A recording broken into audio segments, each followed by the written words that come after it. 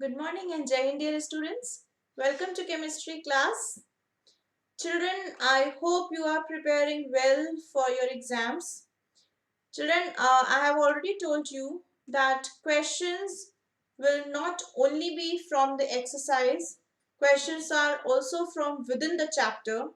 So whenever you are starting to prepare, please first read the chapter very carefully and then jump to the exercise part. Okay? So we have already done the book exercise of this chapter, that is metals and non-metals. Now today we are going to discuss the short answer question type 1, type 2 and long answer question and HOTS. Okay, I have already sent you these exercise in the school app. So after the class, please go to the e-content and find the attachment and please do the questions. Okay, children, let's start to discuss the question answer, short answer question type 1 and type 2. Please be ready with your fair notebook of chemistry, black pen, blue pen and pencil. Before that, children, there is one correction. In very short answer question number 18. Please open your book. Children, everybody please open your book. There is one correction. Very short answer question number 18. You have written true there. Cut it and make it false. So answer will be false. Okay, cut it and make it false. So this is one correction. Please do it. Please do this correction, children. Okay. Now let's start with the discussion of short answer question type 1 first, and then we'll jump to type 2 and type 3, and then long answer question. Okay. Now question number 1 in short answer question type 1. What is the difference between the physical state of metals and non-metals at room temperature? So what is the difference between the two? They are only talking about the physical state. So children, and at room temperature. So we know that metals are generally solid at room temperature except for mercury that is liquid at room temperature. This is one exception. Generally all metals are solid but mercury is liquid at room temperature. Whereas non-metals are solid also, liquid also and can also be found in the form of gaseous state at room temperature. Okay, like carbon, phosphorus, etc. are solid, bromine is liquid and hydrogen and nitrogens are gases. So non-metals exist in all three states, that is solid, liquid and gas, whereas metals only exist in solid state at room temperature except for mercury that is liquid at room temperature. Okay. Now question number 2. What do you mean by reactivity series of metal? So what is reactivity series, children? So reactivity series is the arrangement of various metals according to their reactivity or their reaction with others. How vigorous they are to react with other substances. Okay, according to their uh, like how vigorous they are, how instantly they attach or how instantly they perform the reaction, the reactivity series is arranged, or it is the arrangement of metals. So let's see. Reaction of metals with oxygen, water and acids show that metals have different reactivities. Okay? Potassium and sodium are most reactive. We know that. Potassium, that is K, and sodium, that is Na, are most reactive and hence they are kept at the top of the reactivity series. Okay, like they are so reactive that even if we put it in the air, it will get or catch fire. And when react with water, it causes explosion. whereas silver and gold are least reactive. So silver and gold are least reactive, hence they are kept at the bottom in the reactivity series. Okay. So an arrangement of metals in decreasing order of reactivity is known as reactivity series of metal. I hope everybody remembers the reactivity series. Okay, if not, please learn it very carefully. Then only you can solve the few questions are there from this topic, that is reactivity series. So then only you can do these questions. Okay. Now moving ahead with question number 3. What is the advantage of galvanized iron over a tin plated iron? एक होता है galvanized iron. Galvanized iron means coating it with zinc, and tin plated is plating it with tin. So what is the difference between two? So tin is electroplated on iron to make food containers. However, if the tin layer gets scratched, the iron starts rusting at that place. So if this is an iron, if we are coating it with tin, तो क्या होगा, अगर कहीं पे भी tin break हो गया या टूट गया तो वहां पे रस्टिंग हो जाएगी. Okay, so the tin can in is then no longer suitable for storing food, तो वो खराब हो जाएगा. Whereas galvanized iron does not rust.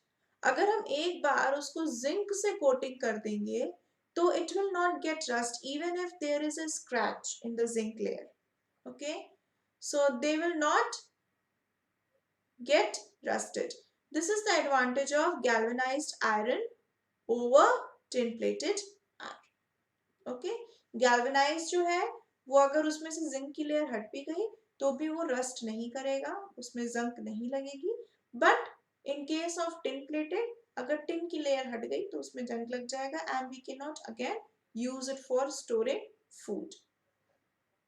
Okay, now coming on to question number 3.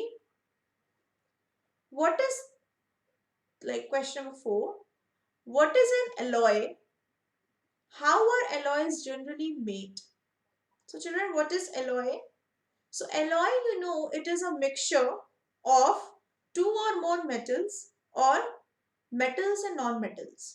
ठीक है, या दो से ज्यादा metals का combination होगा या कुछ metals और non-metals का combination होगा.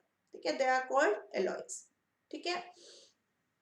So an alloy is a homogeneous mixture. Homogeneous मतलब same state. Homogeneous mixture of two or more metals or one or more metals and non-metals, usually carbon. An alloy is usually made by mixing together metals in their molten form. Molten form मतलब liquid form. Liquid भी नहीं कह सकते, जो एक viscous form होता है, इसको हम टिगला देते कहते हैं. उस state में हम metals को mix करते हैं and then we form an alloy. So children, there are few examples of alloys. What are they? Brass, bronze, then we have solder, we have magnum and duralumin. So all these are what? Examples of alloy. And you should also remember their composition, children. Okay. Now, question number 5.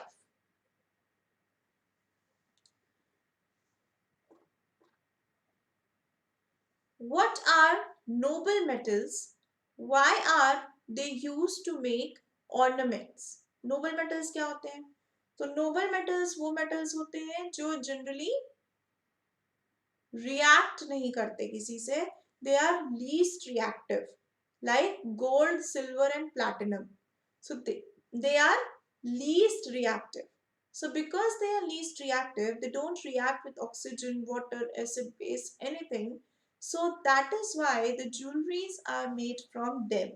Because jewelry, like if we are wearing the earring or a ring, whatever, so they are all the time exposed to air, they are all the time exposed to water. Okay, so we cannot take risk at that.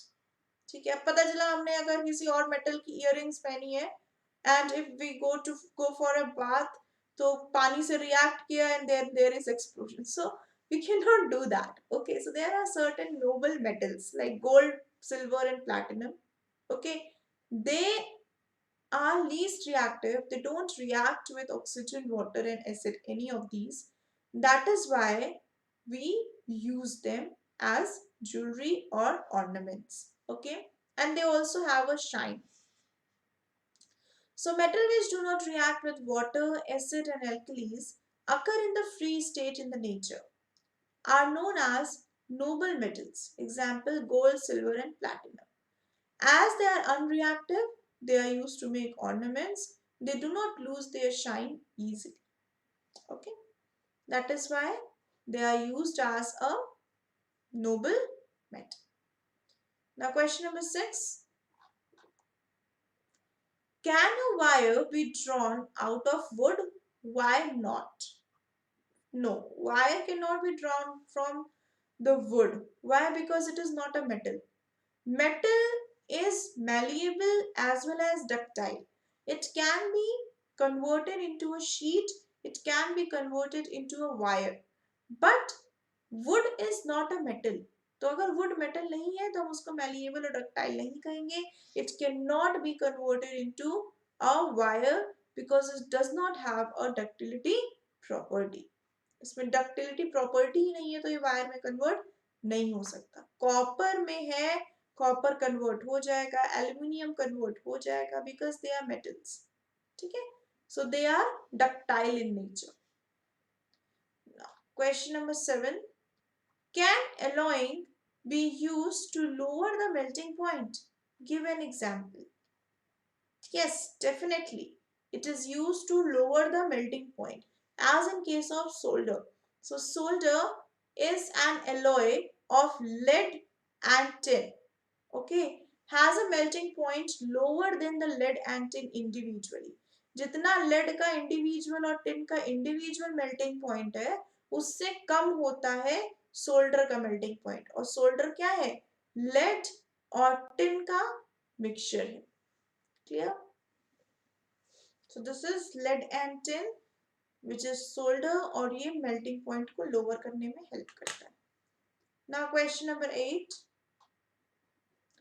How is anodizing of aluminium carried out? How is anodizing of aluminium carried out? Anodizing of aluminium is carried out in the same way like electroplating. कैसे होता है? हम उसमें electric current pass करते हैं. We take cathode and we take anode. We also take an electrolyte which is sulfuric acid. Okay. So it is done by passing an electric current through sulfuric acid which acts as an electrolyte. Using aluminium as an anode, oxygen is evolved at anode which reacts with aluminium to form aluminium oxide. Okay, तो अगर ये aluminium oxide बन गया, this is called anodizing of aluminium and it is very important. अगर एक बार aluminium oxide की coating आ गई aluminium पे तो वो दोबारा corrode नहीं होगा. Okay, so that is why anodizing is important and corrosion is also at times good. Okay, now let's come to short answer question type 2. Question number 1. What do you mean by malleability and ductility? How are these properties different in metals and non-metals? So malleable means it can be converted into a sheet. Ductile means it can be converted into a wire. So metals are both malleable and ductile, whereas non-metals are neither malleable nor ductile. Okay. So the property of metal by which they can be beaten into a thin sheet is called malleability. Example, copper and aluminium. The property of metal which they can be drawn into a thin wire is known as ductility. For example, gold, silver. Clear? Metals are malleable and ductile in nature. whereas non-metals are neither malleable nor ductile, they are brittle in nature. हम किसी भी non metal को sheet में नहीं convert कर सकते और ना हम किसी नॉन मेटल को वायर में कन्वर्ट कर सकते because they are brittle in nature. Question 2. Give 3 examples of reaction between metals and water to show that different metals have different reactivities. Okay, so let's start with it. Let's see how sodium reacts with water. So we know that, children, we have also seen the video of this. When sodium reacts with water, it gives out a massive explosion and a lot of amount and a large amount of heat. Okay, so this is one reaction with water, that sodium reacts with water to give sodium hydroxide and hydrogen. Okay, with a large amount of heat and explosion. Okay, then we have magnesium. So when magnesium reacts with water, it gives magnesium oxide, which is not that vigorous. Okay, इतना vigorous नहीं होता है. उसमें ऐसा कोई नहीं है कि बहुत ज़्यादा heat release हो रही है, बहुत ज़्यादा light release हो रही है, explosion हो रहा है, ऐसा कुछ नहीं होता है इस केस में. Okay, now zinc. Zinc can only react with the steam. It cannot react with water. So when zinc reacts with the steam, it gives zinc oxide and hydrogen. So these are the three different types of reactions in when any metal reacts with water. Children, you have to write this reaction also. Now coming on to question number 3. Give the important uses of copper. So children, copper is very extensively used in the electric appliances and electrical utensils and everything. So let's see what is the uses of copper. It is widely used to make electric wires and cables.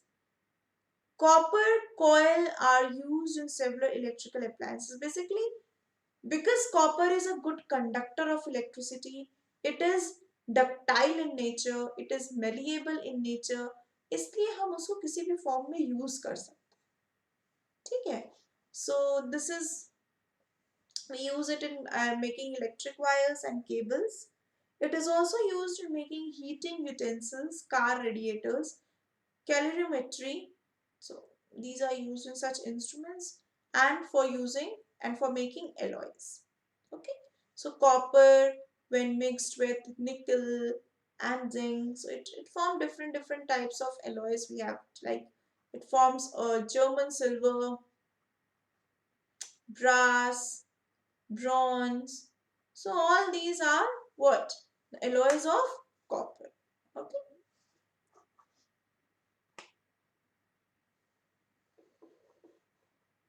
Now moving ahead with next question, that is question number 4.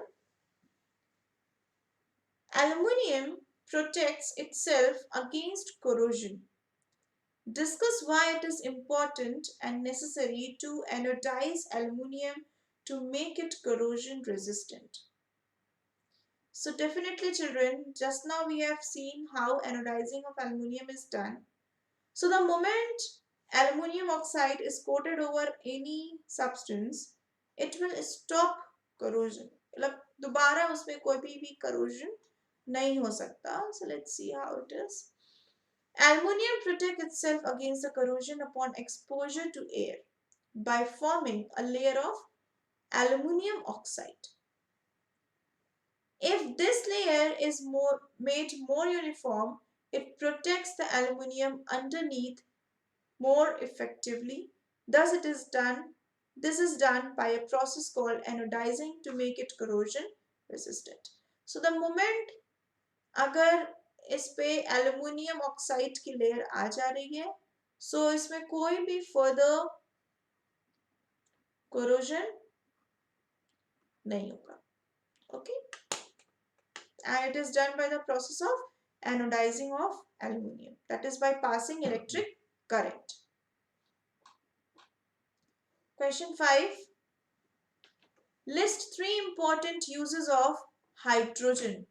So what are the 3 important uses of hydrogen? So hydrogen is used to manufacture ammonia gas. What is ammonia? What is the formula of ammonia? It is NH4, which is used to manufacture fertilizers such as urea, ammonium sulfate. Urea contains maximum number of nitrogen.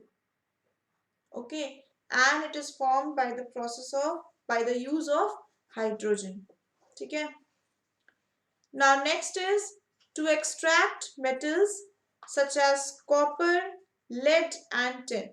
So to extract these metals also hydrogen is used. Hydrogen is also used to make oxyhydrogen flame obtained by burning hydrogen in oxygen for cutting and welding of metals. Okay, so these are hydrogen is used in several industries. Then question number 6 is uses of silicon. Children, silicons are basically used in small microchips. ठीक है, और transistor में solar cell में जो छोटी छोटी चीजें होती हैं उसमें यूज होता है silicon. Okay, I have already shown you the diagrams there. So in electronic and computer industries, to make devices like transistors, microchip and solar cell, silicons are used. To make silicons or silicon gel also, it is used in making waterproof clothes, greases and polishes. Children, we have already discussed all these things. I'm not going into much detail of this. Okay. Then we have few long answer questions. There are several reactions you need to learn. So let me focus on this question, children. The reaction between the two, displacement reaction between the two. यहाँ पे आइए, इसके पहले के तो reaction हमने सारे देख लिए हैं कि अगर कॉपर सल्फेट जिंक से रिएक्ट कर रहा है तो वो उसको डिस्प्लेस कर देगा. कॉपर सल्फेट आयरन से रिएक्ट करता है तो भी उसको डिस्प्लेस कर देगा. But come here, zinc sulphate and copper, अगर हम जिंक सल्फेट और कॉपर को रिएक्ट करा रहे हैं so there will be no reaction. Why? Because copper is placed above the zinc in the reactivity series. Okay, so that is why it cannot replace. So displacement reaction will not occur because copper is placed below zinc in the reactivity series. Okay, so there can be few questions like this, children, in your exam. So be very alert and very aware of these reactions and do learn the reactivity series. Zinc sulfate and iron, same goes with this also, that iron is placed below the zinc, that is why there will be no reaction. Iron sulfate with zinc, see, zinc sulfate with iron cannot react, but iron sulfate with zinc can react because it is placed above. So zinc when react it will displace it. This is called displacement reaction. Okay. Then here they have talked about the activity to prove that rusting of iron takes place in the presence of water plus air, that is moisture plus air. Okay. So these are, children, hot question and long answer question. So please do complete your work, children. I hope you have understood it. So do complete your work. I have already shared this in the school app. Please go to the school app and do complete your work and learn each and everything very properly. Prepare well for your exam. Tomorrow, children, we will go through the bio question answers of reproduction chapter. Okay, so that's all for today's class. Thank you and Jai Hind everyone.